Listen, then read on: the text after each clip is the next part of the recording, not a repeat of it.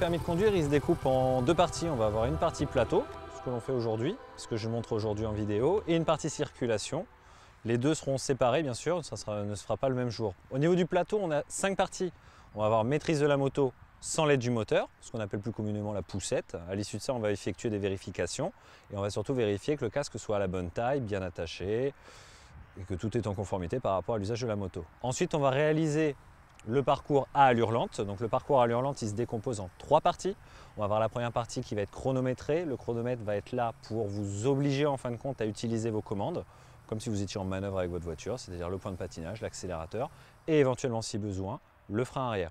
La deuxième partie du lent, ça va être un arrêt à allure lente dans un espace défini et étroit. On va s'arrêter en courbe et repartir sans sortir et sans mettre de pied par terre, sans tomber bien entendu.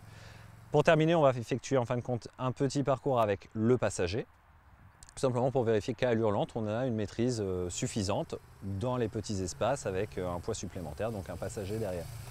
Ces 3 éléments-là vont faire ce qu'on appelle la maîtrise de la moto à allure lente. Une fois le lent passé, on va avoir la maîtrise de la moto à allure rapide, 2 exercices d'urgence, le freinage d'urgence et l'évitement.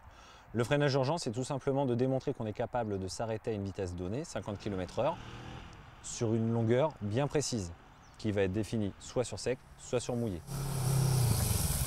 À l'issue de ça, on effectue l'évitement. L'évitement, en fin de compte, ça va être une vérification au niveau de votre capacité à utiliser votre moto en courbe, un slalom avec une vitesse minimale obligatoire, 40 km/h, effectue également un demi-tour, et un retour à 50 km/h avec à la sortie un évitement, c'est-à-dire en gros un effet de surprise, une portière qui s'ouvre, un enfant qui se met à traverser, un ballon, etc.